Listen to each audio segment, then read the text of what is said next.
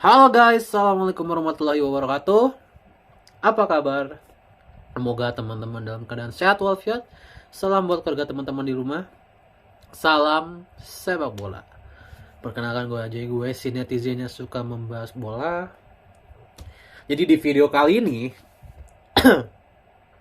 gue akan menerka-nerka peluang kita untuk pertandingan menghadapi Cina nanti, dan nanti eskalasi dari grup C, ya, eskalasi dari grup C ini, ya, dimana selain Indonesia versus Cina akan ada Australia menghadapi Jepang, dan akan ada Bahrain menghadapi Arab Saudi di pertandingan lainnya. Oke, kita ke peluang timnas Indonesia dulu. Timnas Indonesia bisa mengunci peringkat 4, ya, atau bisa mengunci 4 besar di grup ini andai dengan 2 catatan. Pertama, timnas Indonesia bisa menang menghadapi Cina dan mengunci 12 poin. Dan yang kedua, Bahrain tidak menang menghadapi Arab Saudi. Jadi kita juga berharap sama Arab Saudi. Bahrain tidak menang menghadapi Arab Saudi. Jadi dua syarat itu harus dipenuhi untuk bisa membuat timnas Indonesia lolos ke ronde 4 setelah pertandingan menghadapi Cina nanti. Jadi ini akan sangat ditunggu, ya. Dan yang kedua, ada syarat lainnya. Pertama, Indonesia bermain imbang dengan Cina sehingga kita punya 10 poin. Bahrain dikalahkan oleh Arab Saudi. Ya, Bahrain dikalahkan oleh Arab Saudi. Tapi dengan catatan Cina tidak menang menghadapi Bahrain di pertandingan selanjutnya. Jadi agak ribet, ya, kalau Indonesia Cina ini imbang itu agak ribet. Jadi mending yang pertama, Indonesia menang menghadapi Cina, Arab berhasil menahan Bahrain. Ya, Arab berhasil menahan Bahrain. Jadi itu adalah 2 syarat yang harus dipenuhi oleh timnas Indonesia. Nah, apakah timnas Indonesia bisa mengunci peringkat kedua? Jawabannya sangat sulit. Bahkan hampir tidak bisa. Kenapa? Karena kita butuh Bahrain untuk tidak menang. Kita butuh Bahrain untuk tidak menang. Artinya kalau Bahrain tidak menang, maka Arab Saudi akan mendapat poin. Dan posisi Arab tidak akan tergeser oleh Indonesia. Itu yang pertama. Yang kedua, Australia dan Arab Saudi akan bertemu. Australia dan Arab Saudi ini akan bertemu. Jadi kedua tim sudah pasti salah satunya akan mendapat poin atau dua-duanya. Jadi akan sangat sulit lah. Peluangnya tipis, hanya 1% saja. Terlalu banyak syaratnya. Jadi ronde 4 adalah yang sangat realistis. Sangat realistis, ya. Jadi jangan terlalu ketinggian juga. Cina harus kita respect juga, gitu, ya. Dimana timnas Cina pun masih berpeluang lolos ke ronde 4. Dengan catatan mereka harus memenangi 2 laga terakhir mereka menghadapi Indonesia dan juga Bahrain, ya. Cina akan menghadapi Indonesia dan juga Bahrain. Begitupun Bahrain. Bahrain harus memenangkan 2 laga tersisa yang mereka punya menghadapi Arab Saudi dan Cina. Ya, sementara Arab Saudi juga masih berpeluang untuk meraih peringkat kedua atau lolos langsung ke Piala Dunia andai Arab Saudi menang menghadapi Bahrain dan Arab Saudi menang menghadapi Australia. Jadi Arab pun masih punya peluang untuk meraih peringkat kedua. Karena Australia yang ada di peringkat kedua sekarang saat ini akan berhadapan dengan Jepang, pemuncak grup, dan akan berhadapan dengan Arab Saudi. Jadi ini persaingan di papan atas juga seru. Jadi persaingan di papan bawah seru, persaingan di papan atas seru. Dan Indonesia ada di posisi yang menguntungkan sebenarnya. Angin sedang ada di Indonesia. Pertama karena kita main di kandang. Lawannya pun langsung kompetitor kita, yaitu Cina.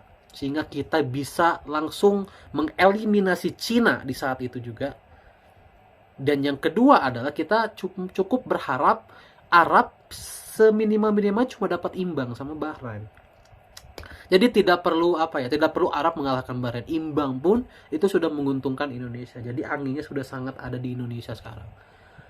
Sekali lagi nasib kita sekarang ada di tangan kita sendiri. Kalau kita terlalu overthinking menghadapi Cina, maka yang terjadi adalah di pertandingan di Cina dulu 2-1 kita kalah.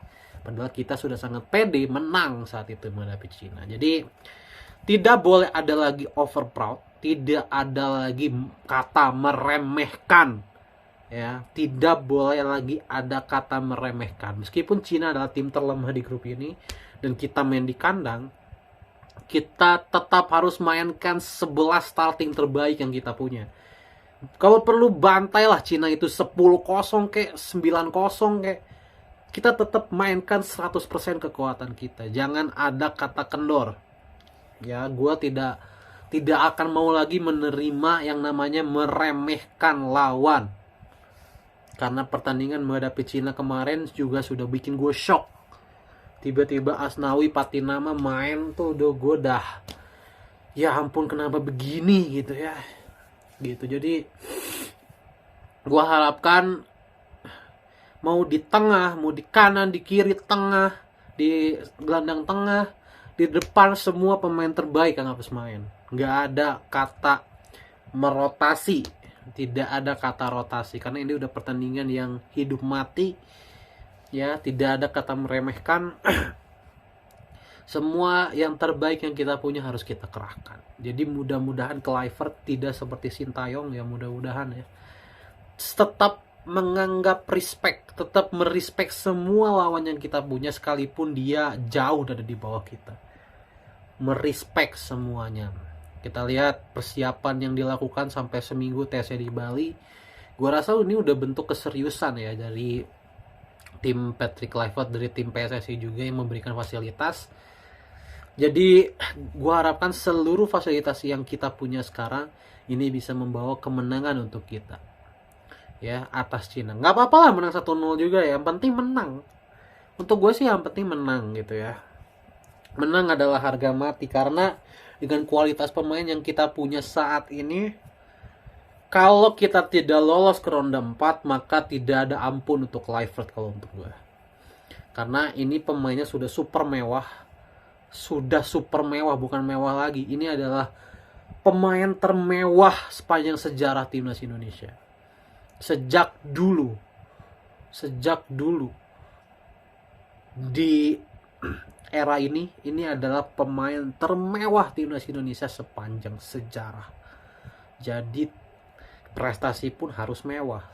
Tidak ada lagi kita ngestak di ronde 3, minimal ronde 4. Minimal kita itu memperjuangkan Piala Dunia itu sampai ujung gitu. Sampai ronde 4, nanti mungkin playoff ronde 5 gitu ya. Pokoknya sampai ujung lah, kita memperjuangkan Piala Dunia itu sampai ujung gitu.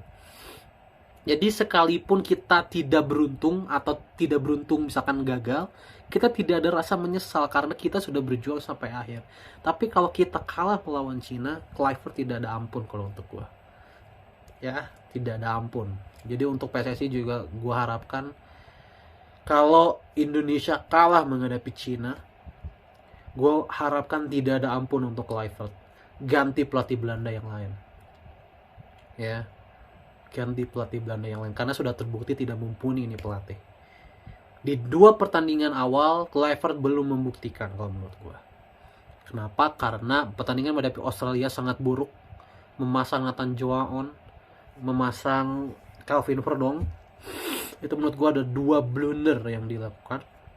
Dan yang kedua, pertandingan menghadapi Bahrain gue juga nggak impress meskipun kita menang. Kenapa? Karena kita tidak banyak menguasai bola, kita tidak dominan.